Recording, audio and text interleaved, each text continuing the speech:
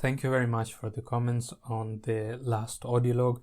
There is something that I forgot to clarify, and that is about making changes to your application. The short answer is yes, you can always make changes to your application. Let's say on the day of your different results, and you have changes in circumstances, you have to call up Student Finance England or log into Student Finance England account, update your information. If you don't do so, then the student finance will be sending the wrong money to the wrong place, and you don't want to have, among all the other worries, to be chased by your university saying you haven't paid us and blah blah blah, and then go through that. That's something that I wanted to clarify. Benvenuti su 5-minute thoughts. In today's audio log, I'm going to talk about true cost. In my opinion, true cost is equal to shown cost plus hidden cost. Now, shown cost would be, in my opinion, something that you see on the packet or on the label, or something that you know that, for example, a bottle of water is £1. Hidden cost would be something that, of course, you don't realize at the time of purchase, or something that is hidden. A simple example would be buying a SIM, or a SIM card, which is, let's say, £5, but then you realize that you have to top it up with extra money to be able to use this SIM. So that's what would be a hidden cost. I have two examples. I'll start a simple one that I see many uni students making this mistake, and I really want you to think about it next time before you do so. And this is about uni accommodation. I'll be talking about two sets of uni accommodation. We'll compare them and we'll realize which one is actually cheaper in the long run. Let's say you have two rooms. One is £60 per week and one is £90 per week. Yes, usually in university the accommodations are generally priced upon weekly basis rather than monthly. I don't know why, but that's how it is. Let's say £60 per week and you have £90 per week. Of course, a normal person will say, yeah, £60 is cheaper. Let's go in that one. Let me clarify also that these both rooms have the same necessities. Let's say they have a ensuite toilet and they're fully furnished, both of them. One is 60 and one is 90. However, some students that fail to realize is that the £60 one is further away from the university. So because this £60 one is further away, you are paying £240 per month for the accommodation. However, you also have to remember that you have to pay for the transportation because it's too far to walk. Let's say the transportation is £60 a month. We are already a £300. But also don't forget, you may have long classes. You may have classes that ends very late, and by the time you take the bus and you reach home, let's say it takes you 40 minutes or 45 minutes to commute back to your accommodation, you're already tired, exhausted. So what do? You would pick up a meal deal because, meal deal is the life savior of all the students. And let's say a meal deal usually, I don't know, how much is it? Like £3. So £90 a month on meal deal. In total, it is ending up to be £390. However, you only saw £60 and you thought, that would be £240. That would be the cheapest option. However, you don't realize that there is this hidden £150 of cost. Let's say you don't even take that meal deal. You force yourself to, or you have packed lunch or go home and eat the food. However, you have to think you're wasting, if it's 45-minute commute, you're almost wasting 1.5 hours every day to go and come back from uni. Now, of course, due to current situations, the whole thing changes. Most of the classes are online, but if the way the government is talking about and they're planning to change it, most likely they will be back face to face. So then you'll have this 1.5 hour commute every day that you're wasting your time on.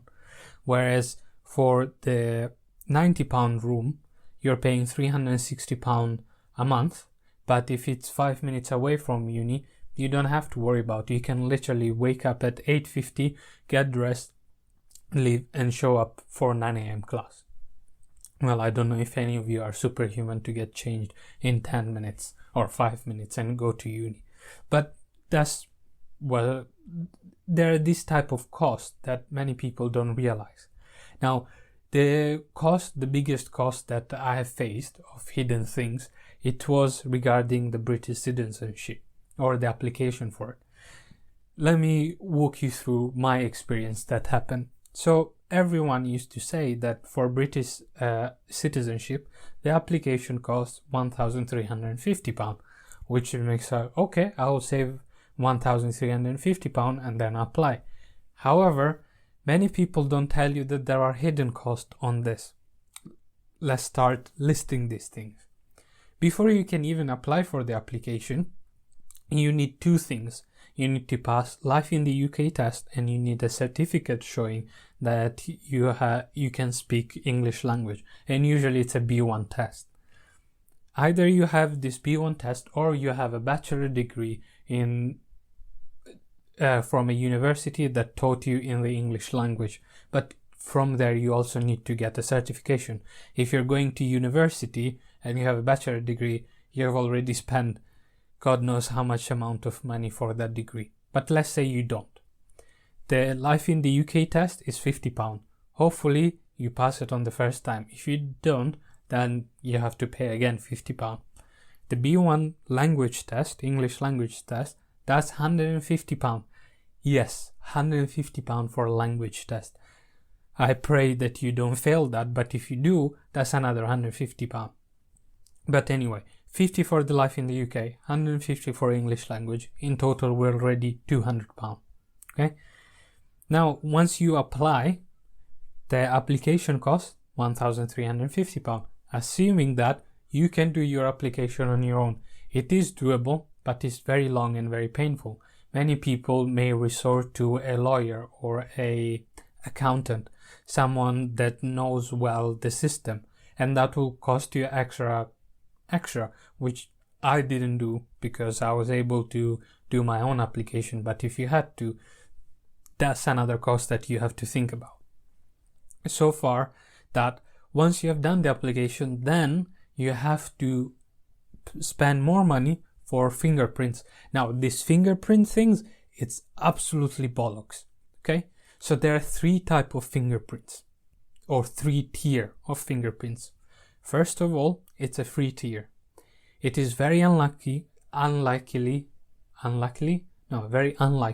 that you will be able to get that free tier. It is always sold out and you never manage to. Usually, let me explain what happens. You have 3 tiers. On the free tier, you just go there and you do your fingerprints. If you have any problems with the paperwork, you have to pay extra for them to make any amendments. On £69 one, £69.99, £70 one, you get the fingerprints, and if you have any amendment to make, they'll do it for free. And then you have, I think, another one for £130, whereas the VIP tier, where they'll come to you, they'll give you your own chair, they'll give you coffee and all that. And for that, you have to pay £130. This is absolutely bollocks. This is like the peak capitalism. And it is not even done by the UK government. It's done by some third-party company. Anyway, so usually it is very likely that you'll pay the £70 one, the £70 fingerprint. So far we have Life in the UK test, English language test, fingerprint plus application. We're already at £1,620. Whereas people keep talking about £1,350, but they don't mention you this cost. Now, you also have to remember that you are missing days of work. Let's say you're going to do your fingerprint, you're missing a day of work, or a portion of your day of work. That is monetarily, of course, valuable to you. But not only that, many people don't talk about the transportation cost. Let's say you're driving there, that's petrol money. You're taking the bus, that's bus money or bus fare. You're taking the metro, that's metro fare that you have to pay. Or in my case, I have to take a train to the nearest city where it was available. I live in Sheffield for uni, but the nearest one available was in Manchester. I had to take a train to Manchester, for which people don't talk about. I don't understand when people specify these costs. They don't tell you exactly how many other things that can be going on. So you have days of missed work, and you have days of, not days, you have the money for the transportation. Also remember, once hopefully your application is successful and they have given you British citizenship, you have to go in another day to do your oath, to take your oath, to pledge your alignment? No. Adversary? No, of course not. Then you wouldn't be British citizenship. Basically, you have to go in and say that you're Gucci with the Queen, basically. So you have to go in there for another day. That could be transportation and missed work money. But not only that, once you have done all that, remember, you have to get your passport if you wanted to travel anywhere. Because unlike other countries in Europe, or I can't say Europe, but unlike other countries like in Italy, they don't give you an identity card, a national identity card. So you're like there, you're a British citizen, but you don't have any ID. So it's a bit nonsense. So usually you would require a passport. If you apply online, there are also 2 tiers. You can have the 30-page passport, the short passport, or the 50-page passport, the long passport. And that would cost you either £75.50 or £85.50, only if and only you're doing it online. If you go there and try to do it, that will cost you extra amount of money. So you can see, many people would advertise you saying that, oh, the British citizenship only cost you, I say only, it's a lot of money. It will cost you £1,350, but there is the rest £650 of hidden costs that nobody talks about. And that's something that I wanted to make you cautious about. Now, please, anytime that you want to buy something, anytime that you want to think that you want to put your money in it, even if it's the cheapest option, think about it. Is it really the cheapest? What are you sacrificing? Are you sacrificing time? Are you sacrificing pleasure? Is it sustainable in the long run?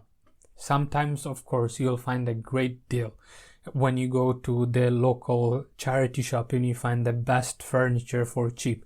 That, of course, you have moments like those. But there are certain cases like the British citizenship where it's a shit ton of money and you're like, what? Or the accommodation. You see that the one is 60 and the other one is 90, but the 60 one is further away, but you don't take account your bus fare and the time that you're losing. So things like this, please think about it and be a more cautious buyer.